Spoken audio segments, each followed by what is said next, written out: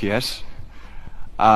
It's a huge honor to be here and to meet all the leaders of APEC here in Korea, where I was born and raised. I'm honored to tell you about myself and to share my message. I'm so proud and excited that this year, for the first time, the cultural industry was chosen as a key agenda for APEC. I'm not sure how familiar you are with K-culture or K-pop, but I'm sure you all agree that the cultural industry has great economic value and growth potential. But I'm just an artist. I am not a business leader. I don't think you want to hear any numbers or figures from me.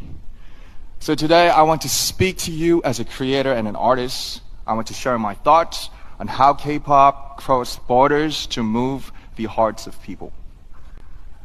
It's not something we can really calculate or measure. It's a bridge that connects worlds, and I want to bring your attention to how we can work together to build this connection for tomorrow's creative cultural ecosystem. I'm a very lucky person. I'm lucky to have met the 6 other members of BTS. I'm lucky that I met our producer, Hitman Bang, who gave us his full support that we could make the music we love. But most importantly, I'm lucky I'm an ARMY who accept our music, not just as a diversion, but as our shared language of life. And by the way, ARMY is the name of the official BTS fandom. For your information, the ARMY, whoo! Shout out to ARMY all over the world. And the ARMY is where I just finished my military service. I was there for 18 months. I just wanted to make sure. So, ARMY support and passion crossed all borders and opened up like brand new path for me. They gave me a voice that was heard at the Billboard Music Awards, at the Grammys, at the United Nations, and even at the White House, at such historic and symbolic events like right here at the APEC. BTS first started to go outside Korea about 10 years ago. And back then, we didn't dream of what we see today. Nothing was like this. Did you ever turn on your TV or radio and hear a song that's not in your language or in English?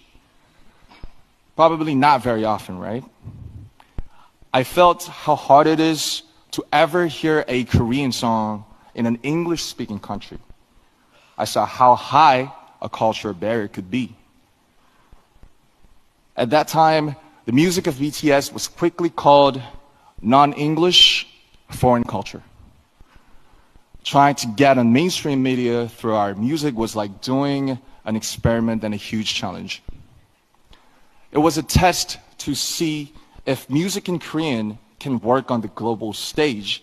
We tried to get on TV to show the world our music, but the doors were closed and would not move. But, as you know, we couldn't just sit around and wait. We tried to make our own opportunities. We danced in the streets. We handed out flyers to free shows. But there was something even more difficult than those. When we said we are artists from Korea, they didn't ask us about our music. They asked, are you from North Korea or South Korea? Where on earth is Korea? So we had to explain where Korea was before we could even talk about our music. And that was the reality. But we overcame those barriers, and now I'm here today sharing this precious moment with you. ARMY was the force that broke down those barriers. They used our music as the medium to carry out conversations that cross borders and languages. They were inspired by the message in the music of BTS to give to charity, to run social campaigns, and finally the world was amazed. Back then, ARMY was seen as supporters of a minority culture from Asia. Now, they shake the world as a new community and a fandom culture. Even at this very moment, they're crossing borders and breaking down barriers through the pure power of cultural solidarity. Solidarity and tolerance that know no borders, and it's an endless source of creative inspiration for me as well. There is so much cultural content around the whole world, but why K-pop? Why is it so unique? Why does K-pop create this powerful and inclusive community? It's because of the special principle of unity of K-pop. This is what enables people from such diverse backgrounds to come together just through the medium of K-pop. I like to compare K-pop music to bibimbap. And bibimbap is a traditional Korean dish. You gotta taste it. So you take pop, which is rice, then you put all kinds of vegetables, meat, flavorings on top, and mix it all up. And that's the bibimbap part. And K-pop is much the same. You take Korea's unique aesthetics, emotions, and production system, but you don't turn away elements of Western music like hip-hop, R&B, or EDM. Just like bibimbap, these parts all keep their unique identities, but mix together to make something new and fresh and delightful. K-pop is not just a genre of music. It is a 360-degree total package of music, dance, performance, visual style, storytelling, music video, and even social media. K-pop's success didn't happen because one single culture was better. K-pop's success came from respecting diversity and embracing world cultures, but still holding on to Korea's unique identity. When cultural barriers come down and different voices harmonize together, there's an explosion of creative energy. This is where ARMY's borderless solidarity came from. And this is why K-pop is loved everywhere. Culture is like a river. It flows freely, different streams, sometimes coming together in harmony, just like K-pop. Coming together to carry itself far away and create something new. I like to see this creative flow of culture happen everywhere around the world. And the Asia-Pacific region has incredible, dynamic cultural diversity. K-pop's shining success is proof that cultural diversity and creativity are the greatest human potential. A force with no borders, no limits to growth. Ladies and gentlemen, leaders of APEC, let me ask you a question. What is your favorite song? Do you remember seeing a painting that took your breath away? Or a book you read over and over again? We all know, we all love culture and art. And we are connected by the emotion and resonance that they awaken in us.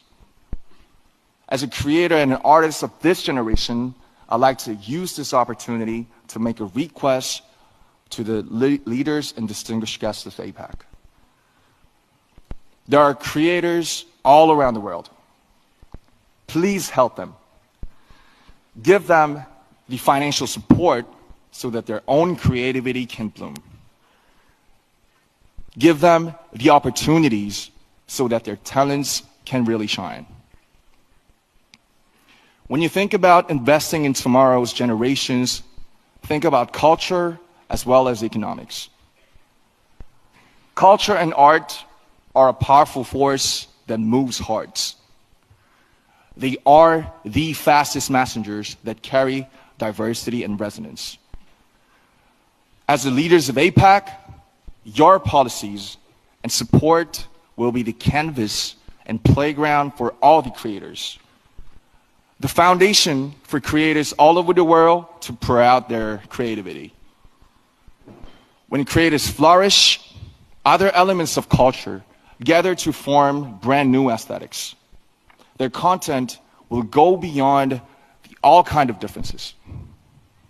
They will blaze a road of true understanding and tolerance.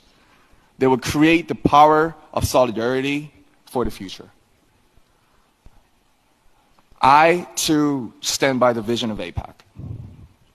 A vision that will drive diversity, inclusion, and growth through culture and creativity. As an artist, I promise that I will also let my imagination fill the canvas you will create. I will play my heart out in the playground you will build for us. I promise that I'll do my part by sending a message of courage and hope and lots of emotions through music. A message of embracing our differences to make something better together. I'd like to ask for your support for this future, and I think and I believe you can make this happen. Your support can make creators let their creativity soar. With your help, their creations will resonate around the whole world. Thank you very much. Please give it up for RM. What a fascinating speech. Let's give him a strong round of applause. Thank you so much.